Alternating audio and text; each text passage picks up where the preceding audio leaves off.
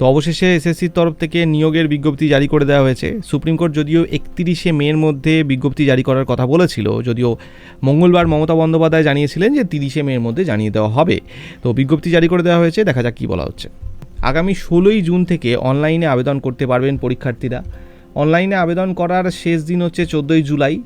নবম, দশম এবং একাদশ, দ্বাদশ শ্রেণীর সহকারী শিক্ষক পদের জন্য আবেদন করলে সাধারণ এবং অন্যান্য শ্রেণী যেমন ওবিসি তাদের দিতে হবে 500 টাকা, আর তপশিলি জাতি, এসএসসি, উপজাতি, এসটি, প্রতিবন্ধী পরীক্ষার্থীদের দিতে হবে 200 টাকা করে।